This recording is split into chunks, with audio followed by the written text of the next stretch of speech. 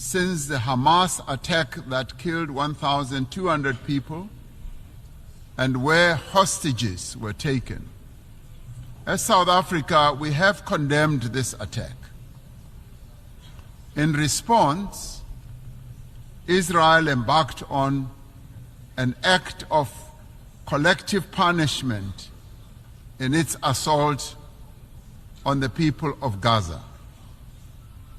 The torment of the people of Gaza continues unabated. More than 41,000 Palestinians have been killed. Homes, hospitals, churches, mosques, and schools lie destroyed. Famine and disease stalk the streets of Gaza. This cannot but shock our collective humanity.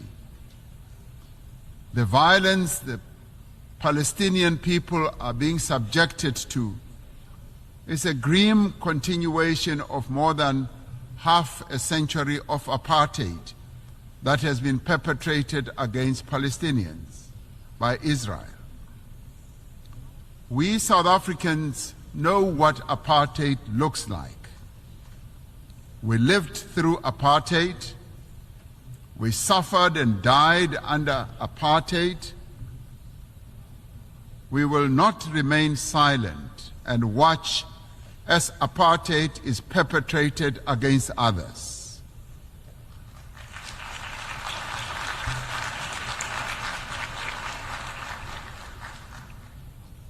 Through the United Nations and the instruments it wields, we must end the suffering that Palestinians are being subjected to.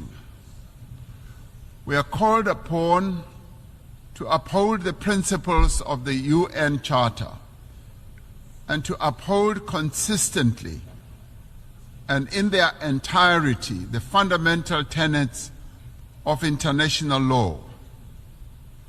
International law cannot be applied selectively. No one state is more equal than any other. In December last year, South Africa approached the International Court of Justice, seeking an order to prevent Israel from committing genocide against the people of Gaza. We did so in terms of our obligations as a state party to the Convention on the Prevention and Punishment of the Crime of Genocide. As South Africa, we welcome the support that a number of countries have given to the case that we have launched at the ICJ.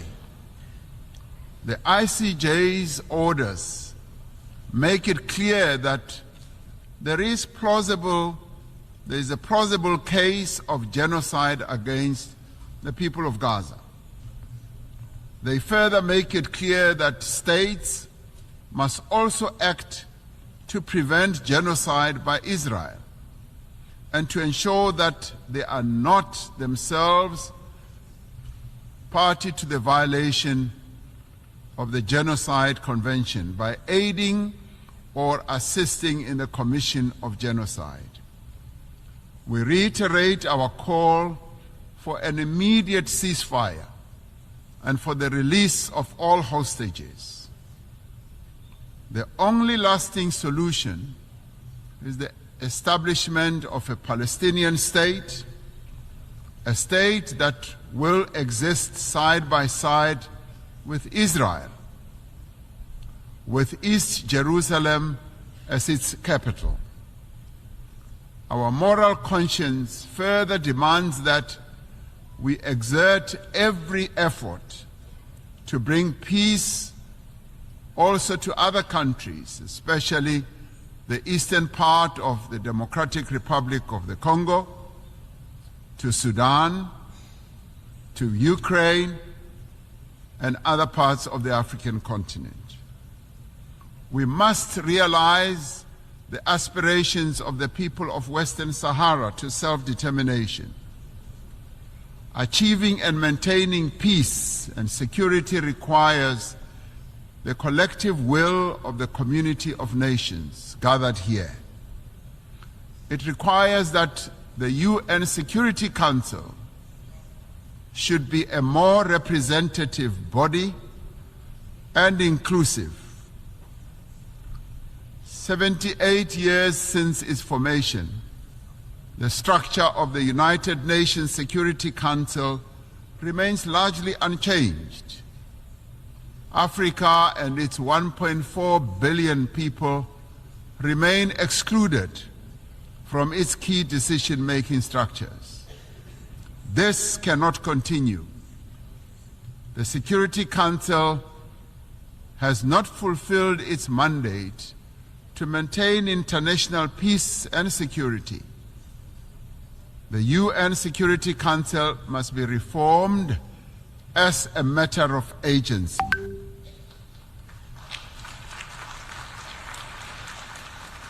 We would like to see the Security Council being more inclusive so that the voices of all nations can be heard and be considered.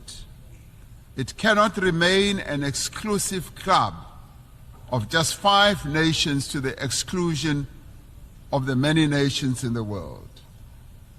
Africa stands ready to play its role in building a safer global order by participating in the work of the UN Security Council on the basis of respect and acceptance. The African Union and its member states are engaged in mediation, in dialogue and diplomacy across our continent to create conditions under which peace and development can take hold. There must be greater collaboration between the United Nations and the African Union towards resolving a number of conflicts and also in addressing the root causes of conflicts that continue to rage. Pandemics and endemics pose a serious threat to us all. We are concerned by the spread of mpox across the world and in Africa in particular. We urge the international community to mobilize vaccines and other medical countermeasures for deployment where they are most needed. Economic prosperity is key to sustainable peace. Through the Africa Continental Free Trade Area, we are establishing the foundation for a massive increase in trade and investment and infrastructure in our continent. The AFCFTA will further integrate regional economies and accelerate Africa's industrialization and economic growth. The climate crisis is now a full-blown climate emergency in the world. It impacts very devastatingly to both countries and citizens of many countries. Extreme weather, such as flooding, fires, and droughts, are becoming wreaking havoc on societies, economies, and the livelihoods of ordinary people. Despite being least responsible for climate change, developing economy countries, and particularly African countries, are bearing the brunt of what they did not create and are in the front line.